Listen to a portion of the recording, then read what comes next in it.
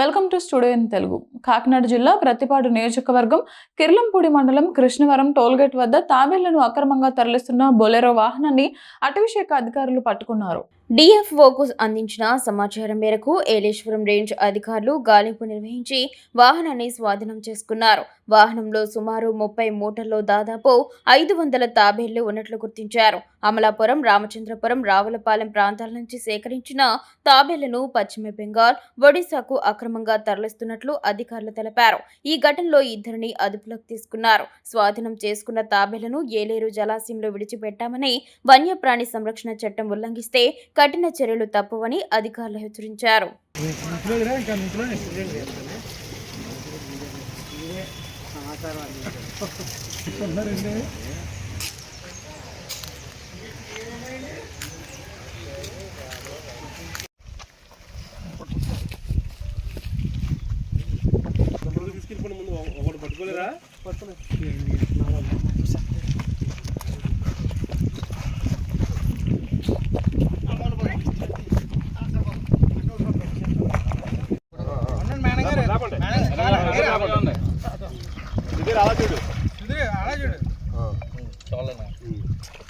Hello సతీశ్వరరావు గారు మీకు మొబైల్లో పెట్టేస్తారు, వాట్సాప్ పెట్టేద్దా?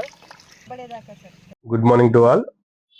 ఈరోజు తెల్లవారుజామున అనగా 21/2/2026 తేదీన డిఎఫ్ఓ కాకినాడ వారికి వచ్చిన ఇన్ఫర్మేషన్ మీద కిర్లంపూడి మండలం కృష్ణవరం టోల్ ప్లాజా వద్ద గస్తీ చేయగా బొలెరో పికప్ వాహనాన్ని గుర్తించడం జరిగింది.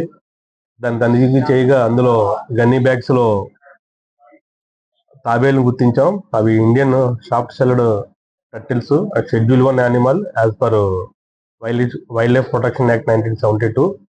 ఇమీడియట్ గా వాటిని అదుపులో తీసుకోవడం జరిగింది. అదేవిధంగా ఆ వెహికల్ లో ఉన్న 2 అక్యూజన్స్ కూడా అదుపులో తీసుకున్నాము. తీసుకుని ఫారెస్ట్ రేంజ్ ఆఫ్ శైలేశం తరలించాము. తదుపరి విచారణ కొనసాగుతుంది. అదేవిధంగా ఈ సాఫ్ట్ షెల్ టర్టిల్స్ ఏవైతే ఉన్నాయో తాబేళ్లు చనిపోయే ప్రమాదం ఉంది కావున అది డిఎఫ్ఓ వారి దగ్గర పర్మిషన్ తీసుకొని వేలేరు ప్రాజెక్ట్ లో వదిలిపెడతాము. తదుపరి అక్యూజర్ 2 కూడా జేఎఫ్ఎంసి కోర్టు ప్రతిపాడు నందు హాజరుపరుస్తాం. ఈ మాకు వచ్చిన ఇన్ఫర్మేషన్ ప్రకారం అమలాపురం, రావులపాలెం ఈ ప్రాంతాల నుంచి ఇటు వెస్ట్ బెంగాల్, ఒరిస్సా ప్రాంతాలకు వెళ్తుంది. అక్కడ వీటిని తింటారు. అవి మంచి డిమాండ్ ఉంది కాబట్టి ఇక్కడ నుంచి పోగు చేసుకుని అక్కడ తీసుకెళ్లి వాళ్ళు తినడానికి, అమ్ముకోవడానికి తీసుకెళ్తున్నారు.